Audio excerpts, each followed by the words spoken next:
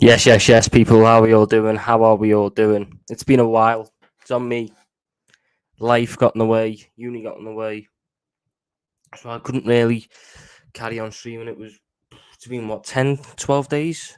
Ridiculously long. Won't happen again. It's on me. That's completely on me. Fuck me. My hair is a state. Absolute state. Anyway, to make up for it, we are here to review every single game I missed, which was three. 3 games. We got to review each and every one of them. There was an incredibly good game, an incredibly shit game, and a pretty average one.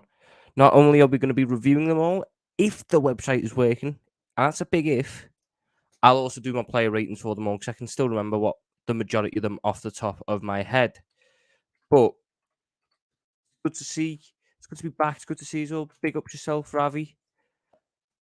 What were we doing? We just did not help ourselves from start to finish. We have to learn, otherwise we keep failing. I mean, I'll leave it up to you lot first while I find out these player ratings websites. Which game should we start off with? We'll probably say Wolves Salat. It was just a pretty average one. Do we want to go with the high points or the low points? Which are we going with?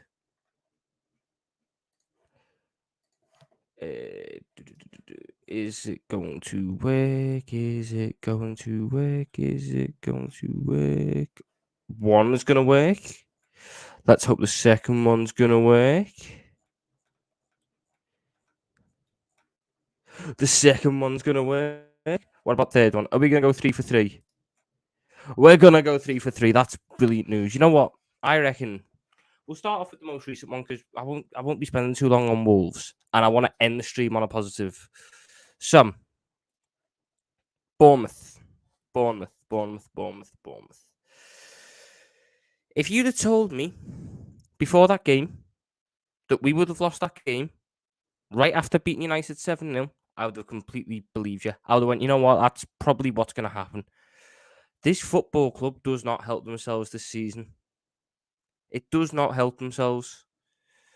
And we sit here and we're looking at it now. And I'll repeat exactly what I said when I was on the terrace. I'm not bothered about this result because these results happen for the position that we're in. If we were supposed to be where we were supposed to be, I'd be a lot more bothered. But we are battling for top 4, and we're battling against Tottenham, and we're battling against Newcastle, and we're battling against Brighton, all of which are going to drop points. So considering the competition that we've got, it's okay to drop some points. But that is not what I expect from this Liverpool team. And once again, the manager and the players done the same stupid stuff again. We are a team that has been built for 7 years on pacey counterattacks. Not trying to build it from the back, slow and methodical. No. We are quick. We are snappy. We spend 5 passes getting off the pitch, counterattack goals. Pure pace. And it comes at the cost of technical ability. What we are doing now is trying to play the opposite style of nice tippy-tappy, slow football, tire teams out with the passer and pick them apart. But we're trying to do that with players that play the other style. Have you noticed how all our best results this season, all of them, each and every single one of them, was when we were hitting teams on the counter, when we were going for quick attacks, when we weren't trying to build up slow and methodically from the back, when we were just in there for the kill. And once again, at Bournemouth, after the first 20 minutes, we reverted back to the slow style of attack. We reverted back to the lethargic style of attack. And it just, you could tell from that point on, we weren't getting anything from the game. Even Crystal Palace, I know I've done my one on Crystal Palace, but that was the same issues again. We were so slow building up. This is a team that is built on quick attacks. And yes, trying to tactically evolve is needed. It's needed at points. But you tactically evolve when your squad is ready for that tactical evolution. This squad is not ready for that tactical evolution. You have not bought players for that tactical evolution. So why on God's green earth are you trying that tactical evolution? It baffles me. It baffles me. It absolutely baffles me. Big up yourself, Drifter. You need to stream more frequently. Your insights are great. Love seeing you on Hassan channel. Big ups, man. Catching back up on it, man. Catch you back. Now I've talked about most things. Catching back up on it. Mustafa, hold that. You're doing a preview for the Madrid game. I'm in London all day tomorrow, so I can't do it then. If I'm going to do a preview for the Madrid game, it'll be like midday Wednesday. So like lunchtime is Wednesday, so people can watch it then. Salah's pen again. How did he miss? Yeah. Mo Salah missed that penalty because we were not supposed to win that game. Basically, he's tried that penalty like 3 or 4 times and he's never missed it. And it was, I'm not going to try and defend him. It was a shocking penalty. It was at no point was it on target. That's when you know it's a bad penalty. At no point was that ball going in the net. But it is what it is. I mean, we should have scored before then. We should have scored after then. It's an annoying penalty miss, bro. As I was with Núñez earlier on in the season, considering the output he's given us this season, I can't question Mo Salah for a mistake. I can't. There are other people that have to get the finger points at them first before I sit there and look at Mo Salah. Yes, it was a bad pen. Yes, if he scores it, we probably draw. We don't win. I'll put it plain and simply. Salah scores that pen, we don't win. Because we don't change up our style of attack. We just stick by the same thing. We were lucky to get that pen in the first place. It is a pen. I'm not saying it's not a pen, but we were lucky because we weren't creating the chances to get penalties. And even if he puts it in, it probably just ends the draw. But, I mean, when you look in the stats and you find out that was our first penalty of the season, first Premier League penalty of the season, sorry, you just didn't go, wow. Of course we were going to miss it. Of course we were going to miss it when you consider that fact. Big up yourself, Taron. Bro, it's almost as if they are doing it on purpose for some reason. I can't believe the same team had all that energy against Man United looked so uninterested against Bournemouth. It's a mentality thing. What it is when there's the big games, these players get up for it because that's the level they think they're at. And that's the level they have been at. But right now, we are not at that level. And it's a weird sort of thing that we're doing where we start games really positively. First 20 minutes, we're on the front foot, pressing. And against other top teams, it continues because the mentality's there. Against the lower opposition, it fades away. It just goes, nah. Same thing happened against Crystal Palace. Same thing happened against Bournemouth. Same thing happened. Yeah, let me go have a look at the other ones. It nearly happened against Wolves. I've got to be honest, it nearly happened against Wolves. Let me just put the results. So against the lower end opposition, we draw with Palace. We lose to Wolves. We lose to Brighton. We draw with Wolves. We lose to Brentford. Can you see the pattern? All these teams that we should have been beaten, all these teams that we've been beaten consistently in the past couple of years, the moment they rock up to us, our mentality isn't there, get a result. And it's a massive, massive issue for a team that's so heavily praised and heavily built upon its really good mentality. That's our identity. That's what we are built upon. That's what Jurgen Klopp has spent years building his team upon. And when we're looking at a team that has almost lost its identity against the lower end opposition, I have massive, massive concerns because you don't win titles by beating Man City and beating Man United. You win your titles by beating your Bournemouths and beating your Forests. And if this is an issue that will continue on to next season, we aren't winning a title. We are not winning the title if we can't get this mentality sorted because it will hurt us more than it helps us. We might be able, we could well go on and, beat United, Chelsea, City, Arsenal. We could do the double over them all next year. We could end up picking up 24 points against those oppositions. But if we end up dropping points against your Bournemouths, against your Forests, against your Leeds, against your Brentfords, then it's all for nothing. It's all for nothing. Anyway, Ryan, big ups yourself, bro. Big ups yourself. I'm disgusted with VVD from the other day. He's my favourite player at the club as well, but his attitude and mentality stunk and has been stinky all season. Turns up when he wants. I'm fuming. Virgil van Dijk is very much I'm going to coin the term that people use, an aura defender. What he is, he's very sort of reactive, is the word I'll use. He waits for the attacker to commit, and then he goes in. The issue is, once again, mentality. He got done by Dango Watra. I think that's how you say his name. He got done by Dango. And guess what? That's fine. That is more. I have no problem with a player getting done, especially by someone who's in that good form. He was quick. He got the bounce and he beat you. There is no excuse though for jog. He didn't jog. Sorry, I gave him too much. I gave him too much. There is no justification. There is no reasonable right for you to walk back. There's no right for that. Absolutely zero right for you to walk back. That's the issue. You can get done. I've got no problem. Canate fucked up on the goal as well. Because he was so far back, he tried to stick his leg out. He couldn't get it completely out. But I have no issue because there was the effort there.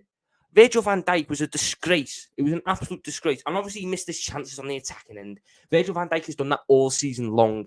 Honestly, he's the most pointless 6'4" man I've ever met. He just heads everything wide or over the bar, or straight at the keeper. The only reason he scored against Wolves was because the keeper was out the net. Honest to God, for someone as good in the air as he is, for someone as powerful as he is, he needs to score more goals. But it looks worse upon these players when you see them put in such good performances against the top teams, and then you come to your Bournemouth, you must win games, and you slip up. It's a joke. I disagree. If we scored a pen, we'd have won. I don't think we do. I really don't, because I don't see Bournemouth were happy with that win. Them going 1-0 up gave them two things to hold on for. They were holding on for the win, and if they'd have conceded, they would have just held on for the draw. They weren't going to sit there if they conceded and go, oh no, we need to go again and push and push. They just went, okay, let's sit deeper now. Let's set ourselves up even better to make sure that we get something out this game. And once they're set up even deeper and even more structured, we're not doing anything. We are not doing anything.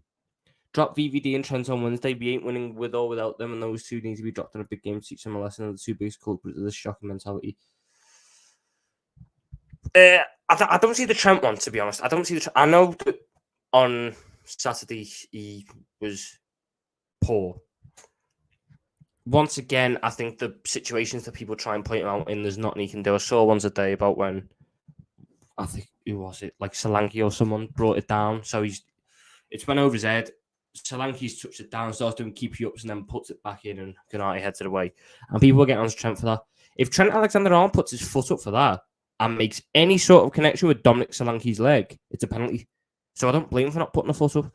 Yes, his mentality earlier on in the season was shocking. I agree. You won't find me disagreeing with you there, Ryan. But since the World Cup, he's probably been one of our better players. And VVD I can understand to an nth degree, but in the same breath, it wouldn't work dropping him for this game because we're expected to lose anyway. Like, it's not going to have the same impact as, like, maybe. This is the thing, we can't drop him.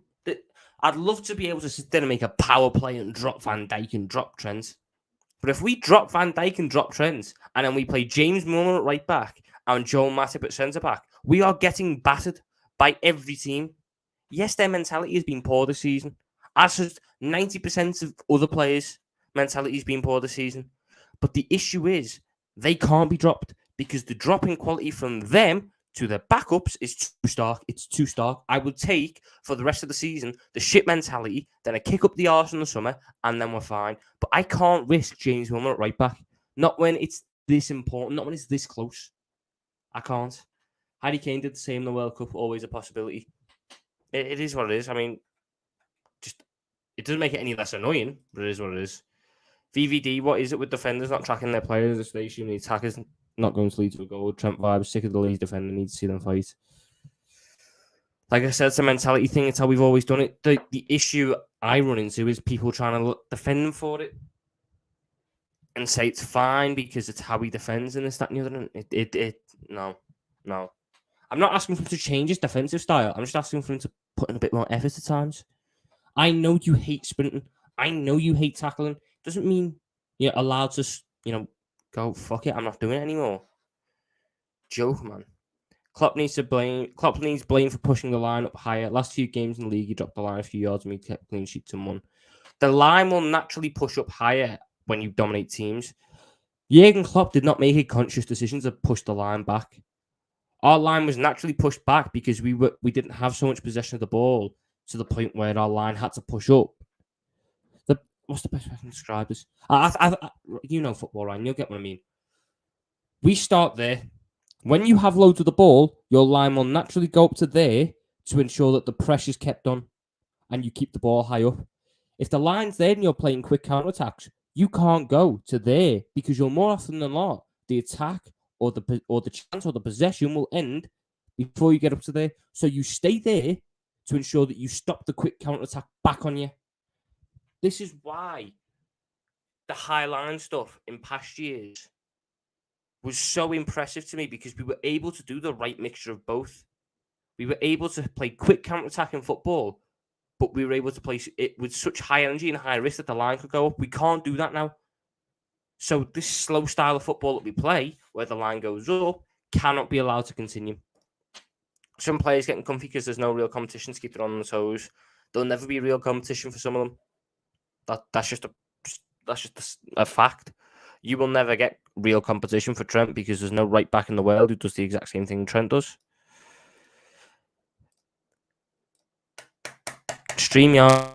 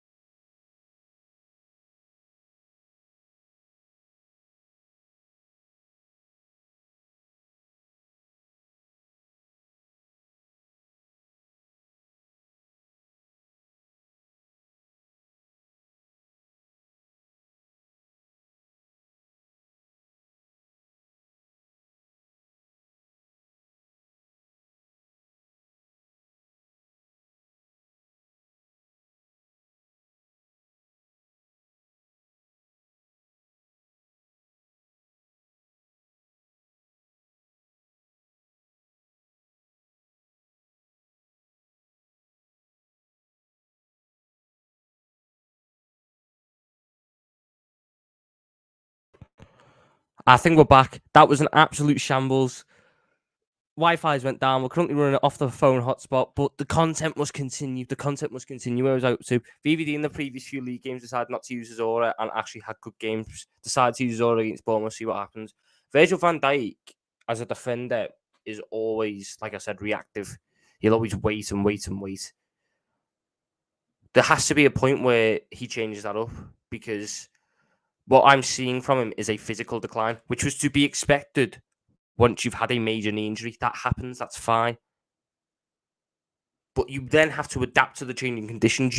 I can't expect Van Dijk to keep that same level of pace, that same level of attitude, that same level of effectiveness when his physical capabilities aren't the same. So he has to change that. And until he changes that, issues like this will continue to happen. Izora didn't get the job done on Saturday. Yeah.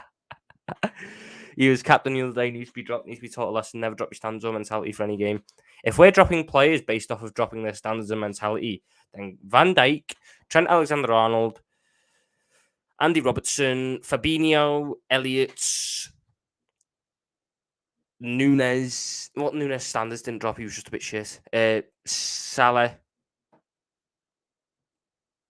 and potentially Alisson all need to go then, because they were all there, Reds weren't there. And that's not even me talking about the ones who came off the bench.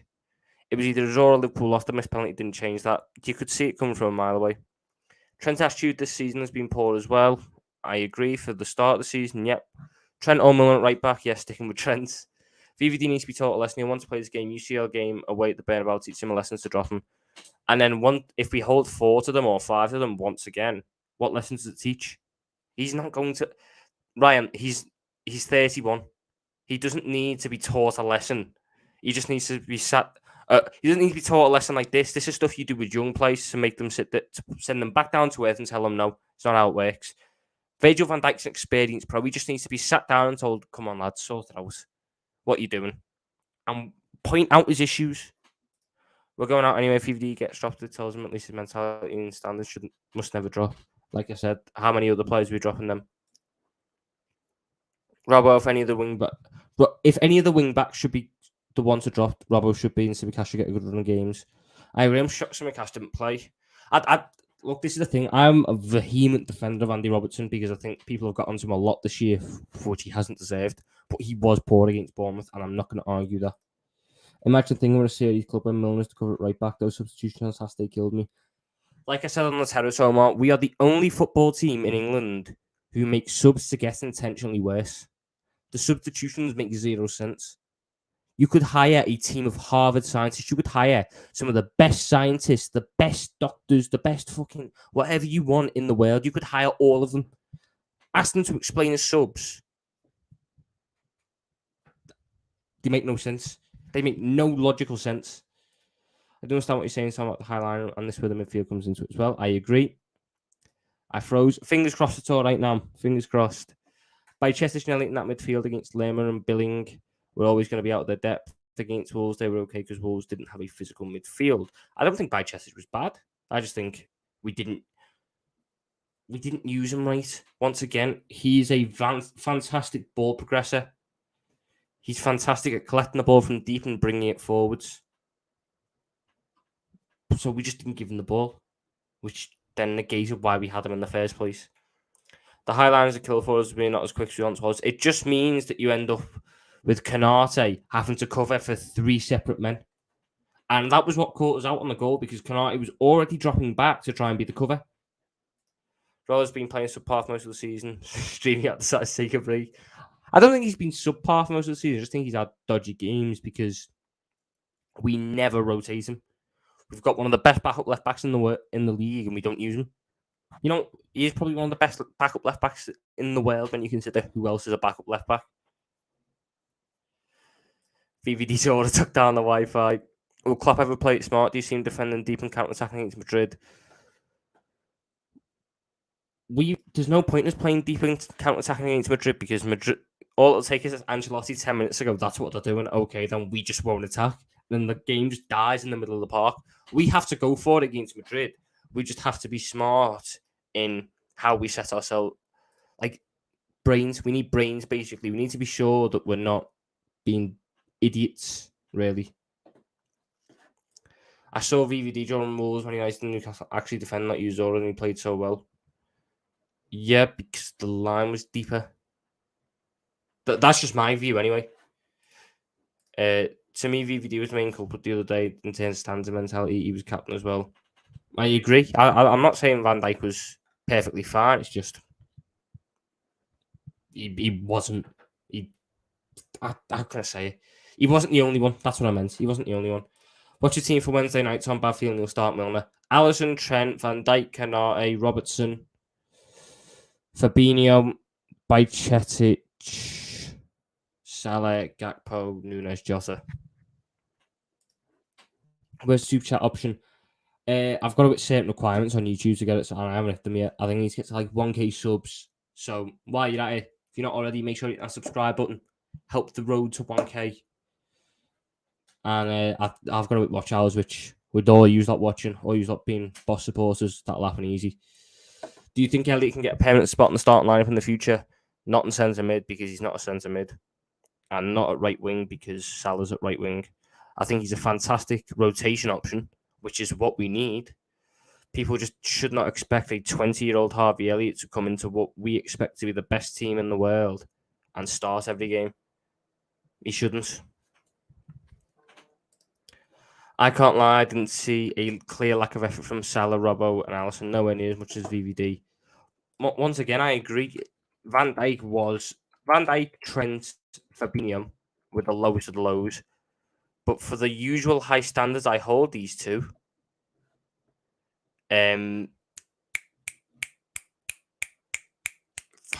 What was I going to say? For the usual high standards that I hold everyone to in this team, I was disappointed. I really, really was.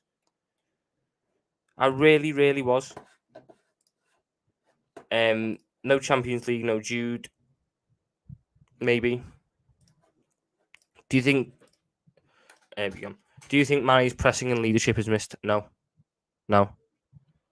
Mane is not missed at all because Sadio Mane is not doing well at Bayern, and I prefer what Nunes brings us, and I prefer what Gakpo brings us, but we just didn't use them right against Bournemouth. It's stupid. I think Bajcetic struggled against Bournemouth. He struggled because we didn't use him right. It's like putting a monkey in a car, asking him to drive, now when he crashes it, having a go at the monkey. I'm the idiot who put him in the car and didn't give him the right trainer or anything. It's my fault. It's on Jurgen Klopp. It's on the people who made the tactics that we didn't do what we were supposed to. We didn't use one of the best young players we've got in the correct facility. The substitution we've done save the players 100 game, I believe. Stupid move, not going to qualify anyway. Might have missed our chance to save top 4. Apologies. Pointless. You've got to play the here and now. You've got to play the here and now.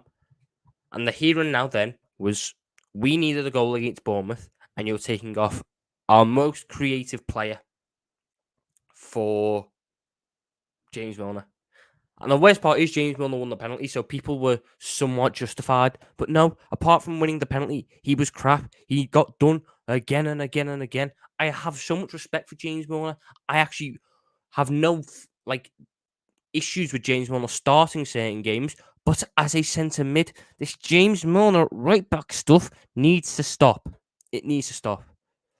We will not beat Madrid and Spain, no chance. Probably not. Did we miss Jordan Bryan Henderson? I actually think we did. We missed his leadership. We did not miss his footballing ability. Big up yourself, NS Sports. By the way, Josh on the left, that needs to stop happening. Yeah, it should have been Josh up top, Gakpo in behind, Nunes on the left and Salah on the right. But, Jude laughing, fingers crossed. Do you think he'll play the kids against Madrid or go all out? If he plays the kids against Madrid, he's going to get absolutely mauled in both ways. He's going to get absolutely mauled by the media for not taking it seriously, and he'll get absolutely mauled by Madrid because they're big teams. So he'll play a strong team, but I wouldn't be shocked if come the 60th if we're not 2-0 up, or 2 goals up, should I say, you see people come off. People overhype the Mane miss things so much. It's the story though, Ryan, isn't it? It's, you've not got Sadio Mane and suddenly bad. I prefer the style of football we're playing without Sadio Mane. We're just, once again, not playing it correctly, not playing it consistently, and that comes down to the manager. No, I disagree, Ryan. He played all right on that side. He's just 17. Come on, lads. Paulinho, Jude, Maka, and Gvardiol. Paulinho, for the price that they're asking for, no. I really like him. I've watched a lot of Fulham this year, and I've really liked Paulinho, and I think he's one of the best destroyers in the world, which is what I think Liverpool need at the base of their midfield. But 60 mil? No. Not when I could go get Ugarte, who is worse, but younger, has more potential, and then I can still keep on getting Jude, McAllister, and Kone. Mane on the left was finished for. That's why we brought Diaz down the middle. He did well in the last 2-3 months of the season, with people overhyping how big a miss he is. Diaz coming back will be a big positive, I think people need to understand that. People are very quick to get on Luis Diaz's back at the minute. We miss Luis Diaz. We massively miss Luis Diaz. And I don't get this sudden discourse around his name that he's now crap and he won't fit in this team. Luis Diaz offers us something that no other player in this Liverpool team offers. That's why I can't wait for him to be back. We went from 7 up to Coke Zero, we're finished. Big ups, Mustafa. Wallahi, we're finished. Strongest team we played against Madrid. I agree. Remember when Rodgers put his second team out against Madrid in 2014? Let me see if I can remember. I'll pull up the lineup in a minute and we'll all have a collective little look at it. But let me see if I can remember who was in that lineup, that starting 11. Right, I've not got it up there. I'm going to name my 11 now. So it was Mignolet in goal. It was Was it Moreno at left back, then Colo Torre, then Martin Skrtel, then Javi Manquillo, Lucas Leiva, Joe Allen. Oh, who else in the midfield? Wasn't Henderson. Was it Emre Can? Then it was Barini, Markovic, and was it don't tell me we started Lambert. Right, let's have a little look. That's where I'm going for. I know Barini was in that. I know Markovic was in that. I know Mignolet was in there. I know Torre was in there. I know Joe Allen was in there. And I know Lucas Leiva was in there.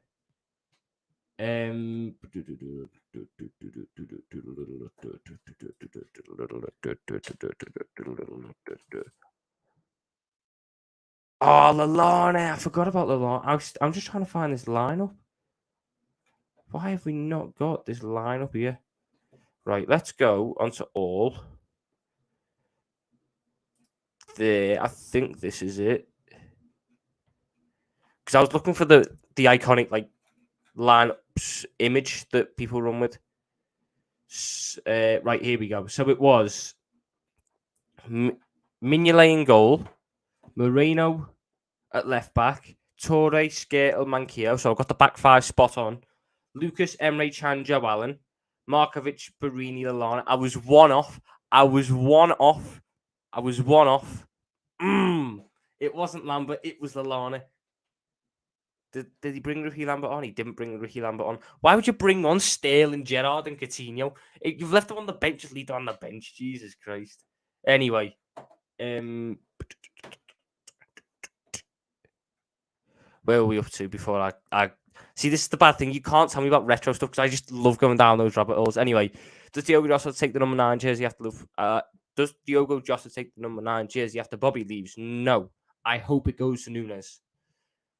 I'll take Paulinho for 40, not more. I agree. There were holes last season with Mane, so no, we don't miss Mane. We miss Genie more than Mane. We're still yet to buy a Genie replacement. That's the funny thing. Vardiel is so overrated. 100 mil for him is a crime. I think 100 mil. I think most players are overrated by the prices they cost. I don't think there's any footballer worth what teams are paying for them, unless they're a clear good deal. Like Vardiel, I don't think Jude Bellingham's worth 150, but that's just the way football is. I think Vardiel's a fantastic defender. I think he's still raw, and I think he's better in a back three. But if we sign him, I'll be happy. Do you reckon there's any truth in the rumours of Jota leaving? No. Would you break the bank for Leon Goretzka? Nope. The game the other day, particularly the second half, showed how much we missed Diaz. I agree. When will Diaz return? Team training this week, so he won't be there for Madrid. But after the international break, Diaz should be back. Diaz and Nunes are options on the left, but both suit different types of games. Diaz when we're trying to break teams down. Nunes against teams where we were playing more in transition. Luis Diaz is fantastic when we need someone to pull something out the bag. I genuinely think that it is like a term in basketball. You know how when you go down the stretch and a team turns to someone. Luis Diaz is who we should turn to because he just does stuff. And this is not me saying Salah doesn't. This is not me saying Nunes doesn't. But against teams down the stretch where backs against the walls, we need to produce something. Luis Diaz is a threat. And people have suddenly forgotten just how important he was to us last year. The different dynamic he gave us. He got man of the match in the bloody FA Cup final, for Christ's sake.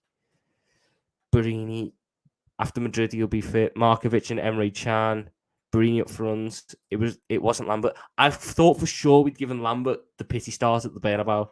I thought for sure we had Lallana, Gerrard was bench, Lallana, Barini. Boring, wasn't it? Oh, Barini. Madrid in that game in 2014 when even in first game we were neutral and still won for easily. All I remember from that game is Simon Mignolet nutmegging Karim Benzema when he pressed him. That's all I can remember from it. They have a good record against you. Retro team rabbit holes or something else. Omar, I could spend all day going through all Liverpool teams. If I was to find a panel of about 6 people and we spent all day going through Liverpool retro teams, that would be one of the best streams you could have because the amount of moments you'd pull out the bag, it'd be hilarious. Did you think Liverpool would struggle as bad as we are this season? No. I was one of the ones who said I expect a title win. Still waiting for it. That was some team. He'd probably get a better result against Bournemouth than our lot did. I'll give you that much. Does Diaz take number 7 off Milner? See, the way I've got it in my head in this little noggin here, I've got Nunes taking 9. I've got Jota taking 7, and I've got Diaz taking 10. With Jude taking 8. Manu Kone or McAllister taking 15. And then probably whoever's left taking 18 or 23. Kone or Barella, which is realistic. Manu Kone. The transfer fees are outrageous. I agree. We ain't getting Barella. I don't think Italians leave. That's why. Diaz is not a good footballer, can create something out of nothing. Mount to Liverpool, we benched him 3 games in a row, so he's on his way out. I hope not, but it's probably going to happen. Someone needs to write a book about this Jude saga. Imagine waiting 2+ years. We only have Madrid 2+ years. Omar, it's been 4 years. Ever since he moved to Dortmund. Klopp refused the chance to train at Madrid before the match and preferred to stay and train in Anfield. I wonder why. It would make a difference, Kosai. It would not make a difference. Still feel like Diaz isn't fully adjusted to our system, doesn't make the correct runs, also doesn't press correctly, but that will improve and he'll improve. Luis Diaz came in last year and the instruction we gave him was, go out there, do whatever the fuck you want. That's why this year when we've been trying to teach him instructions and stuff, he's looked a little bit more iffy. He's looked a little bit more, what's going on here? Last year, it was just freelance. It was just do what you want, go out there, we'll sort it out next year. And when he's able to do what he wants, he's dangerous. The injuries come at the worst possible time for him. Are you on a sandwich challenge tonight? I am. Liverpool Therapy, episode 17 or 18? Fucking hell, 18 of those. 18 of those, Jesus Christ. Diaz getting injured didn't help him, I agree. And I think we need another winger or a striker.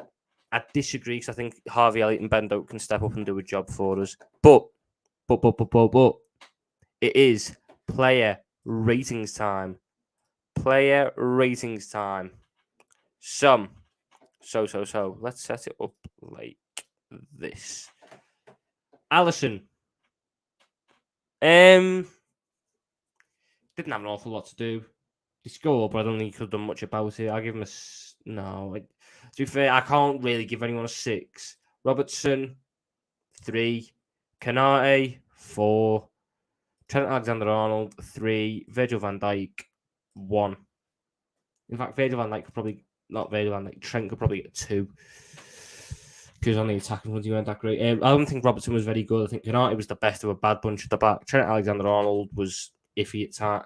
I'm not bothered about the defensive aspect, but he was just really poor on the attacking aspect. But I was still kept him on because he can pull it out the bag. And Virgil van Dijk 1, pretty self-explanatory. Fabinho, what did he do? 2. Bajcetic, 3. Elliott, 2 or 3. Take your pick. I'm going to give him a 3 because I thought he was all right for the first 20 minutes. And tailed off. Fabinho was crap, as he has been all season. Once again, when you don't get 2 pairs of legs around him, he struggles. Bajcetic, I just don't think we used him right. And Elliott, I thought he was all right for the first 20 and then fell off like most of the team did.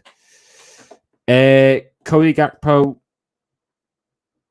5. Nunes, 4. Salah, 3.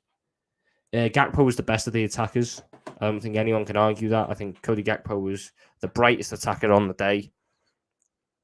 I think Darwin Núñez was really poor, but changing setups and everything, it just didn't really work out for him. And Salah, you miss a pen, you can't get higher than a 3. Sorry. Who else is there? We got to do subs now, have we? Jota, 4. Henderson. What did he do? Does anyone remember anything Jordan Henderson done? You can just have a 3. Milner can have a 2. Firmino can have a 2. And Fabio Carvalho can have a 3.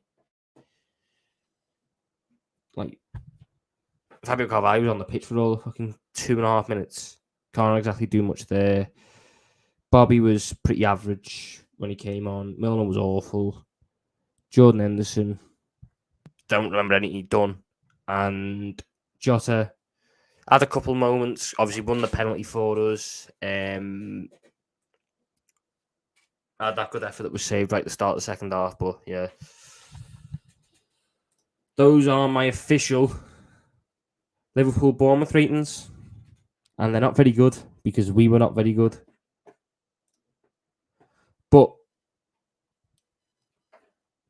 it's time to move on to slightly more positive stuff. Where do you think Bobby will go next season? Probably Spain, maybe Atletico Madrid, or it's coming to my mind. I'm gonna remember it. Real Madrid. They're the ones. I reckon he ends up going there probably. Oh, we scored for Atleti. My boy Alvaro Morata. Alvaro Morata. Yes. Big ups, my boy Alvaro. Big ups, my boy.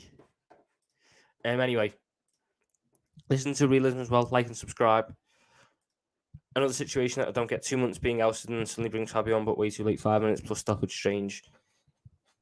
It's what he used to do with Shaqiri. It's what he used to do with everyone who's been in the basements in Jurgen Klopp's tenure. No lie, I still think we probably get top 4. We probably do, but not because we deserve it, because the other teams are just that bad. Remember that year where... Who was it? It was...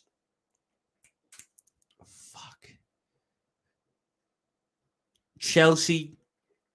It was Chelsea, United and Arsenal.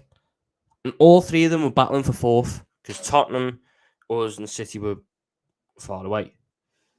All 3 of them just kept losing games. It was like no one wanted it. That's what it's almost like now. But the difference is we're not dealing with teams like Arsenal and United. Leicester as well. I think Leicester were in the mix.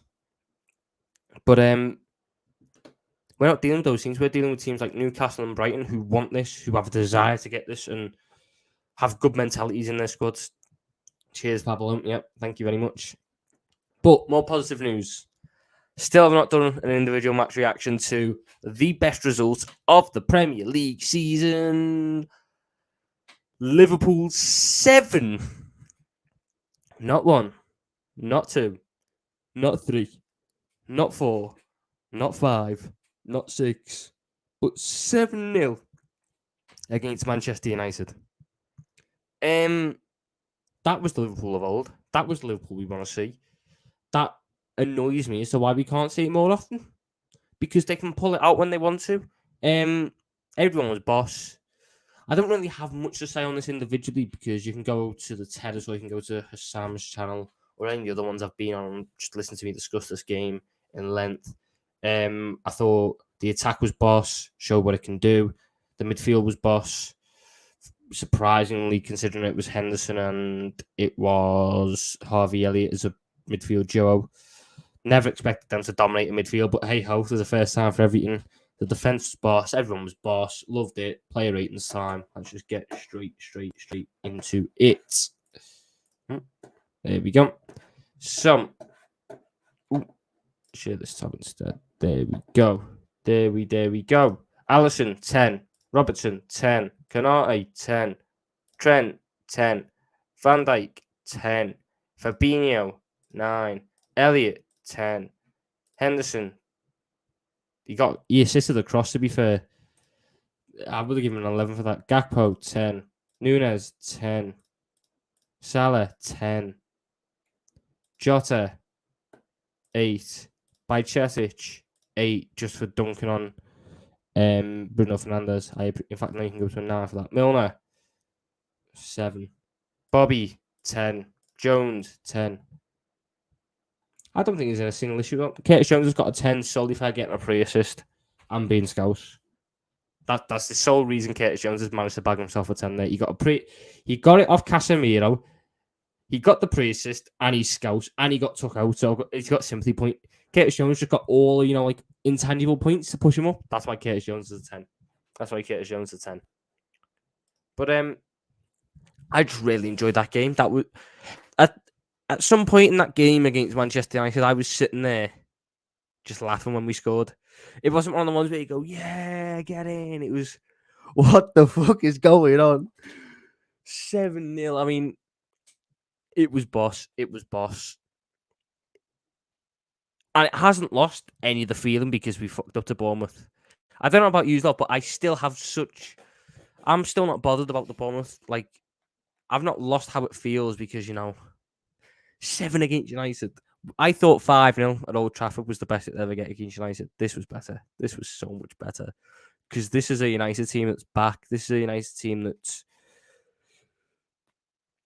10 Hog's men, cup final winners, yada, yada, yada, yada. We're back, your shit. 7. Just 7. 7, 7, 7, 7, 7. 6 in the second half. And yes, people will point out, it was only 8 shots on target, 7 goals. Games like that happen. Do I understand it was a flash in the pan? Yes, we're never going to be that clinical again. But my God, did I enjoy that 7-0. It's so funny that we can sit there now and just rank the goals. If I had to rank the goals, I saw some people do this on TikTok. You've got Nunez's. Ooh. It's actually a tough one, We'll go Salah's second is the bottom one because it's a bit mad. Not really too great. Nunez's first. Just run through the goals. Yeah, do roll pass. Yeah. Then I'm probably going to go with Nunez's first. No, Nunez's second, sorry. So we've got Salah's second, Nunez's first, Nunez's second, Bobby's, Gakpo's first, Salah's first, Gakpo's second. Because that second Gakpo goal, wow, that was Liverpool. That was what we do. That's what we were about. And we just didn't. It was like a glimpse. It was like a glimpse of what we have been and what we could be if the manager decided to stick by it, if the players could decide to pull their fingers out and turn up in every game. It was just, it was a little tease. We lose to City, then beat Chelsea and Arsenal. I reckon we draw with City, to be honest. Because we'll pull it out against City. We'll just decide to pull it out of the bag against them. Mad that you can have a performance like that, the next game don't score and lose to the bottom of the league. Do you know what's funny, Digital Drifter? It's the second time we've had a fantastic result against the Manchester club, and then the weekend after lose to the bottom of the league. Second time it's happened this season. Do you know how stupid that is? Do you know how stupid that is? Oh, the Bournemouth game ruined it for me. I was so hyped about the United thrashing. Now it feels like getting my first salary to spend it. No, I rate that. Oh, you got me, Kosai. You got me.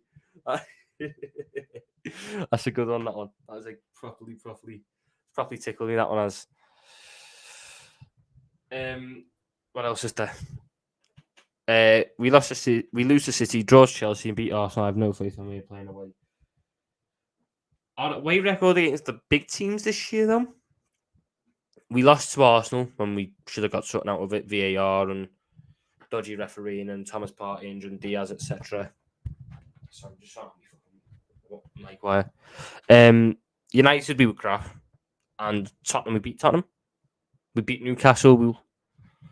Against the higher up teams, we've done well away from home. It's just once again you play the mid to low end teams and the mentality isn't there, and we switch off and it's just a joke. But the last one, Liverpool Wolves. Does anyone remember anything about Liverpool Wolves? I had to watch the highlights before this. I can remember the 2 goals, and that was about it. Big ups yourself, Cameron. Big ups yourself. Playing away in general, not against the big teams. Our away record is shocking this year. I think we picked up like 12 points out of a possible 37 or whatever it is. I can't remember. I saw the stat on the weekend. It was mad. Am I the only one who thinks some Simeone with 2 to 3 extra players can do bits this year? I love Diego Simeone. I think anyone who's watched me for a consistent amount of time or follows me on Twitter knows how much I love Diego Simeone. But this squad, you could bring in some of the best managers in the world with this squad, and 3 players isn't enough. It's a sad fact. To be fair, we didn't have a chance to top 4, so happy to give the 3 points to Liverpool. Anything to keep Tottenham out of the top 4. Tottenham will be the reason they don't get top 4. No one else. Anyway, Liverpool player ratings for Wolves. Allison, I can't remember seeing a save. He can get a 7.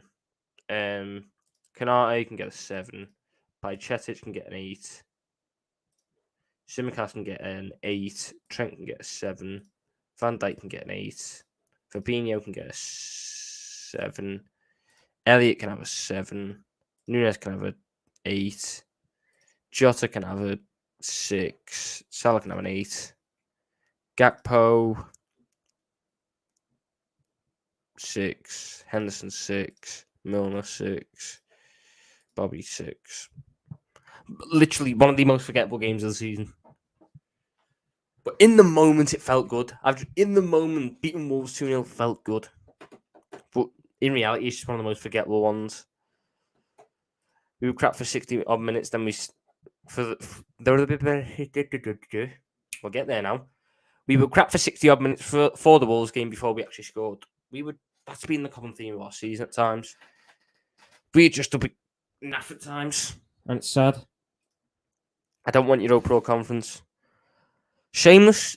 If I was to be shameless about it, I would happily take Conference League just so we could be the first club to have won all 3. We could say we've conquered all of Europe if we win the Conference League because we've won all the competitions. That's just from a purely shameless point of view, though. Park the bus with Salah Nunes on the count will be scary with Simeone, especially in the UCL. He wouldn't play Salah up front. If Diego Simeone was to play Liverpool, was to manage Liverpool, it would be Alisson in goal, Robertson at left back, Van Dijk, Kanate. He'd buy a new right back. He'd move Trent up to the right wing. He'd